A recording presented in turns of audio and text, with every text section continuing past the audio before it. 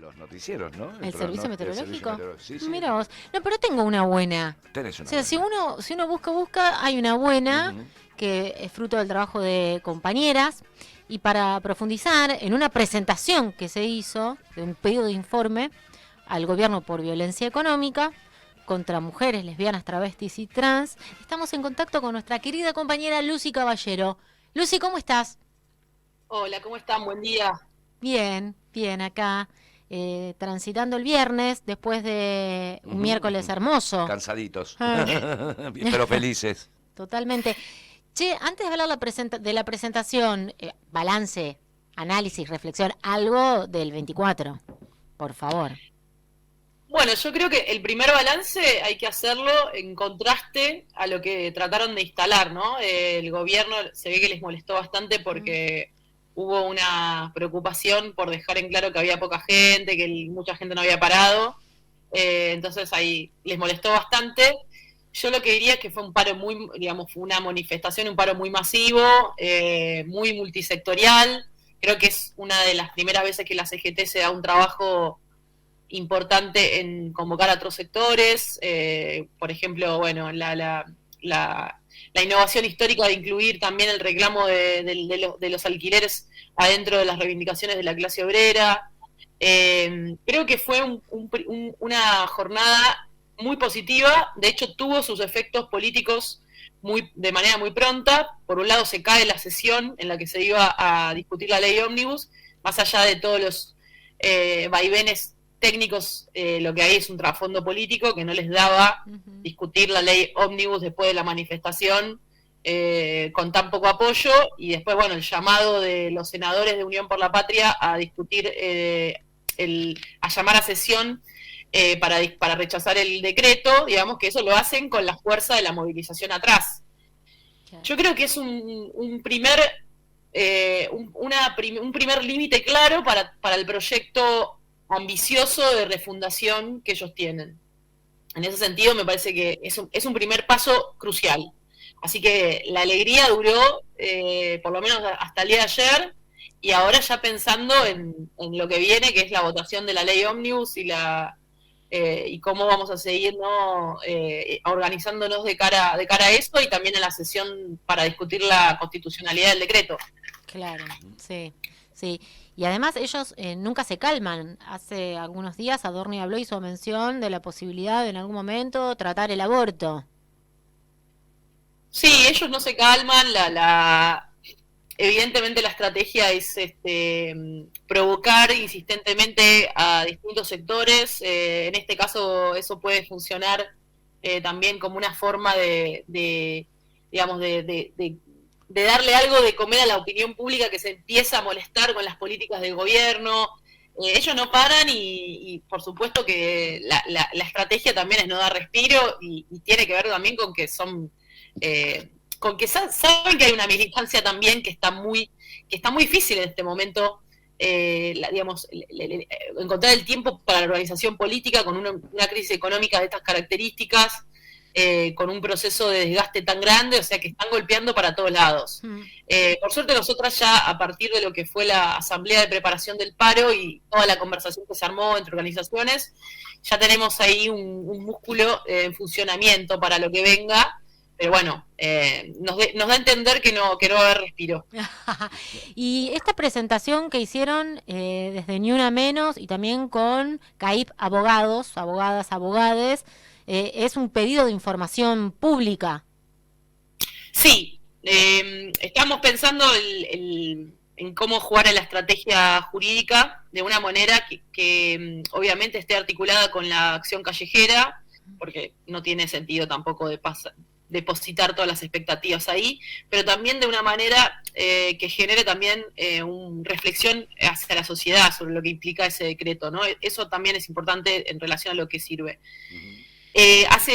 La semana pasada se levantó en todos los medios que una presentación que hizo la misma coordinadora de abogados que trabaja con nosotras, la coordinadora de abogados de interés público, donde le exigía al gobierno que contestara cuáles habían sido los antecedentes, la evaluación que había hecho para sancionar el decreto, ¿no? Un trámite administrativo que es necesario para cualquier decreto, incluir antecedentes, evaluaciones de impacto de esa medida. Bueno, el gobierno le contesta que no se había hecho ningún tipo de evaluación sobre la implicancia de ese decreto, y nosotras un poco trabajando en ese sentido, lo que le pedimos al gobierno es que nos dé información sobre por qué considera que es de necesidad de urgencia la desregulación de una serie de mercados y de una serie de medidas, como por ejemplo la liberación de los intereses punitorios de las tarjetas de crédito, la desregulación del mercado de medicamentos, de alimentos, de alquileres, en el sentido de cómo hizo algún estudio de impacto sobre cómo eso incrementa la violencia económica. ¿Por qué?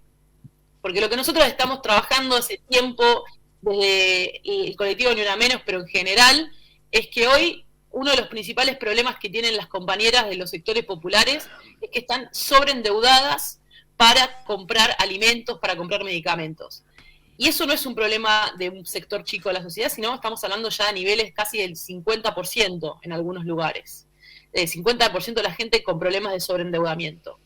Eso va más allá de si tenés salario o no tenés salario, digamos. Podés estar endeudada poniendo como garantía un subsidio, incluso podés estar endeudada informalmente sin ninguna garantía con un prestamista del barrio. Desde que los salarios y los subsidios están cayendo en su poder adquisitivo, la gente se está endeudando. ¿Qué pasa? ¿Cuáles son las fuentes de endeudamiento? Las fuentes de endeudamiento son los bienes que se dolarizan. Cuando el mercado de alquileres sube sin ninguna regulación, empieza a generar que la gente se endeude para pagar el alquiler.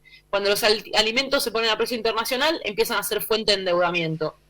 Y lo que estamos viendo es que el decreto justamente ataca, es decir, favorece toda la desregulación de todos los mercados que están generando endeudamiento y al mismo tiempo desregula los intereses punitorios de las tarjetas de crédito, que son la principal forma de endeudamiento. Digamos, la gente está endeudada con tarjeta de crédito para comprar alimentos, carne, verdura. Entonces, lo que pasa con eso es un impacto inmediato que nosotros ya estamos midiendo en la economía doméstica. Genera violencia económica, que una compañera tenga que ir a comprar un sachet de leche para darle de comer a sus hijos una semana a 1.200 pesos y la semana siguiente a 1.800, y que encima lo tenga que financiar con una tarjeta de crédito que tiene los intereses desregulados, es realmente genera una situación en los hogares de muchísimo impacto, mucha violencia económica, desorganización de la economía doméstica, precarización de los vínculos familiares. Entonces, la pregunta que le hacemos al gobierno es ¿cuál es la evaluación que hizo para decretar la desregulación de esos mercados? Y eso lo vamos a seguir trabajando en un montón de líneas, que no solamente van a ser las líneas jurídicas, pero hicimos esta presentación y bueno, se armó bastante debate de por qué también a la idea de libertad, también contraponerle una idea de violencia, ¿no? No es libertad económica, sino que es violencia económica para un sector de la sociedad. Vos sabés que te escuchaba y parecía que estabas relatando cuando yo tenía 30 pirulos allá en los 90, de esto de endeudarte con la tarjeta de crédito y que los bancos compraran la deuda con intereses que multiplicaban por 10 tu salario. Te proponía ese tipo de cuotas sobre los intereses, o sea, vos ibas a pagar 10, 15 años, montos altísimos, los intereses, y el capital se mantenía. Ahora, esto me parece peor, porque además de ser autoinfligido, ¿no? Que en realidad es una pregunta a vos sobre tu opinión, me parece peor porque es autoinfligido por un lado, esto es lo que se busca, ¿no? Y por otro lado, se están rompiendo las estructuras del Estado, capaces en algún momento de tomar un poco las riendas sobre esta locura, cosa que no se hizo en los 90, ni los milicos lo hicieron, de destruir así la secretaría. De última los ocupaban, pero estos buscan destruirlo, dejarnos totalmente inermes frente a eso, ante esa voracidad. Sí, esto no tiene, digamos, no tiene antecedentes en el nivel de crueldad, tanto por la simultaneidad, pero también por lo que implica sobre el paisaje social donde vos lo estás aplicando. Digamos, una cosa era la sociedad argentina antes de la dictadura, otra cosa es la sociedad argentina antes de los 90, y otra cosa es sobre este nivel de precarización, sobre este nivel de caída de los ingresos que viene ya desde la época que está el Fondo Monetario acá. Vos desregulás los precios de los mercados y además la tasa de interés, pero de una manera, y los intereses punitorios de la tasa de interés. Entonces, es realmente una medida que no tiene antecedentes y, como vos decís, no se compara. Una discusión que tenemos muy, muy seguido es la diferencia con el 2001. Vos en el 2001, la gente que se iba quedando sin trabajo, la gente que iba teniendo problemas, digamos, no tenía como opción toda esta arquitectura financiera de créditos rápidos a tasas altísimas, y por ahí la salida colectiva se organizaba más rápido. Ahora vos lo que tenés es una cantidad de gente que está, digamos, procesando o amortizando el ajuste adentro de su casa, tomando deuda, ¿no? Entonces, la deuda se transforma en una manera de responsabilizar individualmente el costo del ajuste, ¿no? Vos, ante una situación de caída de los ingresos, vas y empezás a tomar cada vez más deuda. Y que el Estado, en vez de protegerte o en vez de generar, porque la deuda genera un impacto muy grande en las familias, sobre todo porque hay veces que en los hogares no hay solamente un tipo de deuda. Vos le debes al banco, pero también le debes a un familiar, le debes a una amiga, va generando todo un sistema de deuda, y sobre eso el Estado lo que hace es desregularte los intereses punitorios, digamos. Realmente es una de las medidas más crueles, que lleva casi a un nivel de esclavitud, digamos. No quiero exagerar con las palabras, pero es casi el siglo XVIII, XIX, donde había prisión por deuda, ¿no? Me parece que es realmente muy preocupante, y por eso creo que no hay que quedarse cortos y cortas con las palabras, y creo que hay que decir que esto es violencia económica. Uh-huh. Y en todo esto, por todo tu relato, ¿no? Fue en términos de resistencia, defensivo, este paro. ¿Por dónde debiéramos ir para pasar de una vez a la ofensiva? Tanto en lo particular, sobre la violencia económica, y también sobre la violencia sobre las compañeras, que son quienes más lo sufren, como en términos generales, ¿no? Bueno, ahora estamos en una situación en la que claramente hay estamos en una situación en la que obviamente tenemos que primero asegurarnos que caiga la ley ómnibus y que caiga el decreto, pero yo creo que lo que tenemos que hacer, creo que es generar un programa de mucho más agresivo, ¿no? No solamente nos defendemos de la violencia económica, sino y legitimar el accionar de esas corporaciones, ¿no? Vamos por la condonación de las deudas por alimentos. Vamos a exigirle a los bancos que repartan algo de todo lo que ganaron estos años. Yo creo que vamos a tener que generar un programa, no solamente un programa defensivo, porque hoy la gente se está organizando para decir no al decreto, no a la ley ómnibus, no a las políticas de ajuste. Bueno, vamos a tener que ir también armando y entramando un programa que vaya a la ofensiva, de recomposición de ingresos. Creo que eso va a ser muy importante, y tiene que ver también en cómo logremos como sociedad y como organización popular, y la inteligencia colectiva que tengamos para entramarnos en este momento donde claramente la conducción la tiene la CGT, y al mismo tiempo hay un montón de iniciativas que están surgiendo de distintos sectores. Hay que ver cómo entramamos todo eso para ir a un programa ofensivo, ¿no? Uh-huh. Sí, interesante. Me fui a soñar un poco mientras te escuchaba, porque esto del pueblo organizado en la calle, cumpliendo el rol de un Estado agresor, porque en definitiva es esto, es un Estado agresor, se convirtió, no es un Estado docente, es un Estado arbitrario, agresor, de ocupación, todas las fuerzas que están ahí. Y el pueblo, como propuesta, me encantó, ¿no? Haciendo los controles, los reclamos en los lugares. Tuvo muy piola una movilización que hicieron jóvenes militantes en la EA, por ejemplo. Creo que hay que empezar a ir a los lugares en donde está el poder real, y no un payaso tuiteando, ¿no? Que a lo sumo puede tener exabrupto después de una marcha y leyendo el diario de Irigoyen. Creo que abrirse a la pelea abierta, a hacer lo que no hace un Estado que, como debe ser, representativo de su pueblo, por parte del pueblo organizado, me parece una disputa que hay que dar en la calle, ¿no? Totalmente. Así que estamos en eso. Para eso también necesitamos, nosotras con esta presentación quisimos aportar y queremos aportar a hacer también una discusión colectiva con otros sectores para digo, porque ellos se quedaron con la palabra libertad, la están perdiendo, digamos, pero también es importante ver qué hay detrás de esa idea de libertad y sobre todo qué significa que la libertad sea de las corporaciones, ¿no? Claro, Y me parece que el contrapunto entre libertad de corporaciones y violencia económica es interesante como punto de discusión, y también hay que ilegitimar, hay que ir a un proceso de ilegitimación del accionar de las corporaciones. Hay procesos donde fuimos naturalizando que los bancos nos cobren lo que quieren, que las financieras nos cobren lo que quieren, que las empresas no cobren lo que quieren, hagan lo que quieran, y me parece que tenemos que ir generando los antagonismos, ¿no? Poniendo también el antagonismo no en la clase política, que es un poco lo que hizo La Libertad Avanza, o por lo menos no en toda la clase política, sino también sobre las corporaciones, el accionar de las corporaciones, el Fondo Monetario. Creo que hay que trabajar en hacer una pedagogía, y nosotras como feministas queremos aportar a eso. No creemos que seamos un sector que tenga nuestras propias demandas, sino que creemos que estamos afectadas transversalmente por un modelo de desregulación económica. Vos sabés que, mientras te escuché, un chisme de esta parte, ¿no? Veía en el Zócalo, en Villa María, en el Festival de Villa María, el chori en cuotas y el locro. ¿Lo viste? Lo vi. ¿Lo viste? Bueno, si no ibas a pensar que estás hablando con un delirante. Menos mal que lo viste. Porque yo veía el Zócalo, chori en 6 cuotas y locro en el festival. Y Terrible. no te puedo creer.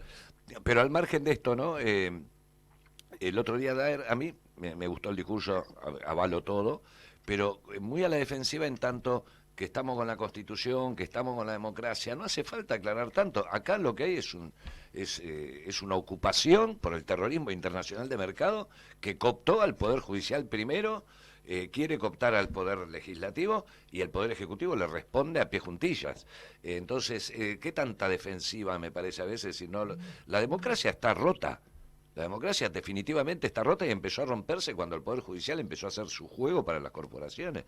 Entonces, creo que también es momento... el apellido del ministro de Economía está vinculado al financiamiento de una célula terrorista que intentó un magnicidio. Y creo que esto también hay que decirlo todo el tiempo. Y nosotros tenemos cuidado porque nos comemos un proceso a través de Moyano porque dijo que hay que tirar al ministro de Economía al riachuelo después de que estos sátrapas dijeron que a Néstor había que meterlo en un cohete a la luna. Entonces, me parece que estamos teniendo demasiado cuidado, demasiada prudencia, porque hasta la palabra carajo nos afanaron. La palabra libertad ya la habían robado las ONG norteamericanas con la libertad y la democracia con la que invadían países. Pero me parece que la necesidad de una ofensiva es como que el pueblo se enojó antes que nuestro dirigente, me parece, ¿no? Sí, a veces, de hecho, un poco nos reíamos cuando estábamos haciendo el pedido de información, porque decir, bueno, le estás pidiendo información a un gobierno que no te la va a dar, que no le importa la información, no le importan las formas institucionales. Creo que nosotros no podemos quedar del lado de la defensa del reglamento, simplemente, ¿no? Sino que tenemos que ir un poco más allá, porque claramente hoy creo que ellos, lo que está pasando es que de alguna manera se abandonaron las mediaciones, ¿no? Como hay varios compañeros que escribieron en ese sentido, ¿no? Queda claro, digamos, hay como una especie de develamiento de cuál es el conflicto social real. Es decir, el imperio a través de sus corporaciones, el Fondo Monetario y la gente. Vamos, no hay ninguna institución o ninguna mediación que esté funcionando como manera de organizar ese conflicto. Estamos, de alguna manera, cuerpo a cuerpo con ese poder mundial. Entonces me parece que no podemos quedar solamente del lado de la defensa de la democracia tal como está. Me parece que en todo caso hay que proponer, hay que ir imaginando creación de instituciones, por ejemplo, de control del accionar de las corporaciones. Creo que esto puede ser un proceso que puede llevar a cierta innovación popular, creación popular, de decir, bueno, ahora está develado, son estas corporaciones las que atentan contra nuestra posibilidad de vivir dignamente. Bueno, ¿cómo las controlamos? Exigimos regulaciones del Estado, pero además vamos a empezar a escuchar a las comunidades, ¿no? Muchas veces no se escucharon a las comunidades que decían la minería produce tal cosa, las empresas que se están asentando en Jujuy para extraer el litio no están escuchando a las comunidades. Bueno, todas esas cosas que por ahí antes eran como ruido, ¿no? Bueno, deja allá en Jujuy, se oponen al desarrollo. Bueno, ahora estamos viendo qué significa pelear contra esas corporaciones. Me parece que tenemos que dar también un salto como pueblo, ¿no? No podemos quedarnos defendiendo lo que había. Tenemos que ir hacia una mejor y un programa de más radicalización como organizaciones de campo nacional y popular. Bien, buenísimo, votamos, compramos, Lucy, Dale. allá vamos, nos ponemos gorro, bandera, vincha, todo. Aplauso más y besos. Yendo, loco. Bueno, gracias por todo el trabajo, que es un montón, andás por todos lados además, y te das el ratito también para charlar con nosotros y contarnos lo que anda pasando siempre cuando te llamamos, valoramos un montón eso, y bueno, veremos cómo avanza todo esto. Vale, les voy a contar cuando nos contesten. Por favor, Sí. nos vamos sentando. Llamá, sí, entonces. esperamos. Voy a poner la primicia en radiográfica. Yo Excelente. quiero que te responda Dorni. No sé, Yo upa. Vamos a los bifes ahí directamente, porque la verdad, a Dorni da unas ganas de... Un tema aparte, Sí, Dorni. un tema Un tema aparte. totalmente aparte. Porque además sus tweets pone fin. ¿Qué pone fin en el tweet? Loco, la te parió. No, sí, ese canchereo Dios no da para mío, más. no da para más, totalmente. Te mandamos un abrazo, Lucy. Un abrazo, compañeros y compañeras, que tengan lindo fin de semana. Igualmente. Escuchaban y veían, quienes se sumen al canal de YouTube de Radiográfica, a Lucy Caballero.